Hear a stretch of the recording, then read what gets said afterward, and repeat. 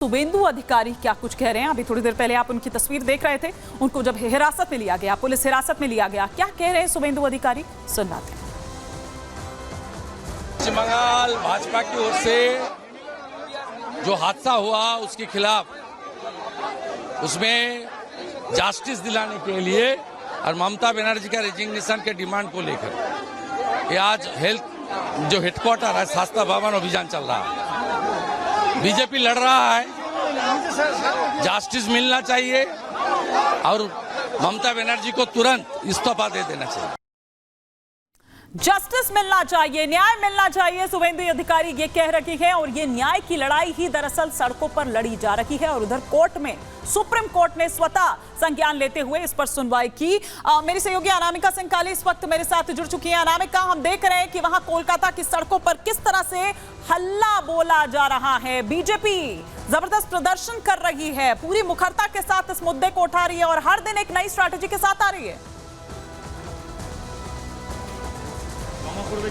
और देखिए हिमानी, पश्चिम बंगाल सरकार पे बहुत सारे सवाल हैं, सवाल के साथ साथ आरोप है। आरोप दरअसल ये है कि जिस बिटिया को न्याय देना चाहिए था उस मामले में हीला हवाली की गई, लापरवाही की गई, मामले को दबाने का प्रयास किया गया। और इसी के चलते आज तमाम जो बीजेपी के कार्यकर्ता हैं, हजारों की संख्या में उनकी ओर से कूच किया गया। सरकारी भवन की ओर, जो स्वास्थ्य विभाग का भवन है, उस पर कूच किया गया। हालांकि प्रशासन की ओर से भी तैयारी पूरी की गई थी, भरसक प्रयास किया गया कि वो ना पहुंचे। लेकिन तभी देख रही होंगी आप कि किस तरीके से यहाँ पे जो पुलिस की बैरिकेडिंग देख रही होंगी आप, चाहे वो तमाम वो रास्ते ब्लॉक कर दिए गए, अभी भी ब्लॉक कर दिए गए हैं।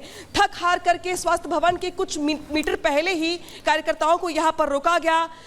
जो यहाँ के बड़े नेता हैं उनकी ओर से संबोधित किया गया। इसके अलावा जो कि शुभेंदु अधिकारी को हिरासत में ले लिया गया, दिलीप घोष ने कार्यकर्ताओं को संबोधित किया। इसके बाद यहाँ पे जाके जो कार्यकर्ता है वो अपने अपने घरों के लिए रवाना हो पाए हैं। कुछ कार्यकर्ताओं को चोटें भी आई हैं पुलिस की लाठीचार्ज में, कुछ कार्यकर्ता गिर गए थे, कुछ महिलाएं यहाँ पे घायल हो गई थी। उनकी ओर से ये प्रयास था कि वो स्वास्थ्य भवन पहुंच के अपनी जो नाराजगी है वो जाहिर करे, अपनी आवाज को बुलंद करे।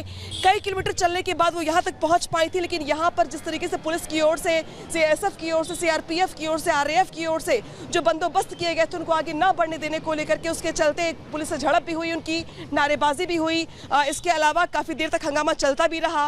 बाद में शुभेंदु अधिकारी को हिरासत में ले जाया गया यहाँ से लाल बाजार के लिए और बाकी जो कार्यकर्ताओं को तीतर बितर कर दिया गया। ठीक है, तो यानी कि कुल मिलाकर के मैं अनामिका लौटूंगी आपके पास। बिल्कुल, तस्वीरें सुबह से जो आप दिखा रही हैं उन तस्वीरों को हम अपने दर्शकों तक पहुंचा रहे हैं। मैं लौटूंगी आपके पास, लेकिन देखिए हम ये भी बता रहे हैं कि सीबीआई ने आज जो स्टेटस रिपोर्ट दाखिल की, वो स्टेटस रिपोर्ट और उस स्टेटस रिपोर्ट में कौन कौन रडार पर हैं, ऐसे 25 किरदार जो हम यहां पर आपको बता रहे हैं। सीबीआई जांच के ये 25 किरदार हैं। किरदार नंबर 1 से अगर हम शुरू करें तो वो कौन है? वो है जिसकी पहली गिरफ्तारी होती है और रेप और हत्या का मुख्य आरोपी यानी कि संजय रॉय। ये पहला किरदार है और ये हम दिखा रहे हैं जो स्टेटस रिपोर्ट में सीबीआई ने मेंशन भी किया है। इसके अलावा अगर हम बात करें किरदार नंबर 2 की, तो किरदार नंबर 2 है पूर्व प्रिंसिपल आरजी कर मेडिकल कॉलेज की। अगर बात करें संदीप घोष, जो पहले दिन से ही सवालों के घेरे में रहे, अस्पताल में गड़बड़ी का आरोपी है। कौन? संदीप घोष। सीबीआई ने 7 बार, आज 7वां दिन है, ये पूछताछ आज भी चल रही है। और जैसे जैसे ये पूछताछ आगे बढ़ रही है तो गिरफ्तारी की तलवार उतनी ज्यादा आप ये कहिए कि प्रगाढ़ वहां पर होती जा रही है। और किरदार नंबर 3 की अगर बात करें तो जिसने सबसे पहले डॉक्टर की लाश देखी थी, ये ऐसे 25 किरदार हैं। किरदार नंबर 4 से 5 की अगर बात करें तो इंसाफ मांगते महिला डॉक्टर के माता पिता। ये एक एक किरदार जो सीबीआई की रडार पर हैं, जिनके बयान दर्ज हो चुके हैं या जिनके बयान दर्ज होने हैं और क्या कुछ निकलकर अभी तक की जांच में सामने आया है। ये वो किरदार नंबर 6 की अगर बात करें तो आरजी कर मेडिकल कॉलेज का असिस्टेंट सुपरिंटेंडेंट, उनसे भी पूछताछ की गई। किरदार नंबर 6, परिवार को हत्या की बजाय आत्महत्या की जानकारी दी गई। अब ये कौन था जिसने हत्या की बात नहीं कही बल्कि ये कहा कि आपकी बेटी ने सुसाइड कर ली है। किरदार नंबर 7 से 10 की अगर बात करें जो रडार पर सीबीआई के, मृतका के साथ रात में साथ खाना खाने वाले जो साथी डॉक्टर्स हैं, जो उसके मित्र डॉक्टर्स और बाकी रहे वो। किरदार नंबर 11, रात में खाना डिलीवर करने वाला वो डिलीवरी बॉय। किरदार नंबर 12, एएसआई अरूप दत्ता, उसकी तस्वीर हम आपको लगातार दिखा रहे हैं। आरोपी संजय अरूप दत्ता की बैरक से ही गिरफ्तार हुआ था। ये वो पुलिस वाला जिसके साथ कई तस्वीरें जो हैं संजय रॉय की वो वायरल हो रही है। किरदार नंबर 13 सौरभ, जो कि घटना वाली रात किस तरह से वहां नजर आता है और सीसीटीवी में भी देखा गया। इसके अलावा किरदार नंबर 14 से 17 की बात करें तो मृतक महिला डॉक्टर के करीबी जो जूनियर डॉक्टर्स हैं उनसे भी पूछताछ कुछ से हो चुकी है, कुछ से होनी अभी बाकी है। किरदार नंबर 18 से 22 वो कौन कौन है? जो पोस्टमार्टम करने वाले 5 डॉक्टर्स हैं, उनसे भी कई तरह की जानकारियां सामने निकल कर आई और वो बाकायदा उस स्टेटस रिपोर्ट में मेंशन किया गया है। किरदार नंबर 23 बुलबुल, आरजे कर मेडिकल कॉलेज की अधिकारी, ये भी एक अहम कड़ी इस जांच को आगे बढ़ाने की। किरदार नंबर 24 चेस्ट विभाग का वो अधिकारी जहां पर रेनोवेशन का काम शुरू हो जाता है। इससे ठीक सामने सेमिनार हॉल था जहां पर यह वारदात घटी। क्या किसी को उसकी चीख पुकार सुनाई नहीं दी? ऐसा कैसे हो सकता है? किरदार नंबर 25 49 ग्राउंड स्टाफ जो उस रात ड्यूटी पर थे तैनात, ये वो किरदार नंबर 25 जो 25 ऐसे किरदार हैं।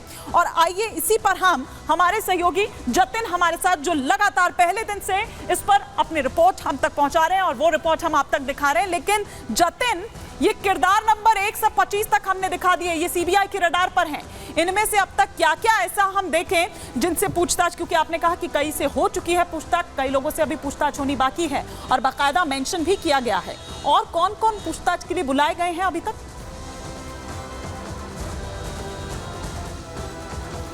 बिल्कुल, देखिए हिमानी, सीबीआई ने अपनी स्टेटस रिपोर्ट सुप्रीम कोर्ट में दे दी है और इन सभी 25 किरदारों का जो भी इन्वेस्टिगेशन अभी तक निकल कर आया वो सभी सीबीआई ने कोर्ट में बता दिया है। लेकिन अभी इस केस में डेवलपमेंट जो अभी हुआ है कि जो पूर्व प्रिंसिपल है संदीप घोष, उसको लेकर और 5 और डॉक्टर, यानी कि कुल मिला के 5 लोगों को लेकर सीबीआई की जो टीम है वो सियालदा कोर्ट के लिए निकली है। संभवतः 2 ऑप्शन अब सीबीआई के पास है।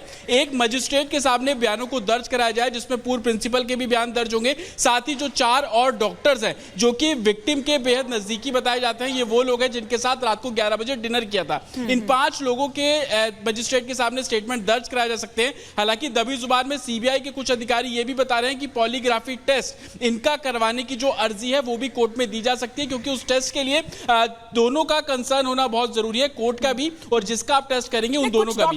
ये जो अभी आप कह रहे थे मजिस्ट्रेट के सामने बयान की बात, जतिन, कुछ डॉक्टर्स को ले भी गए थे, ये बताया जा रहा है कोर्ट में।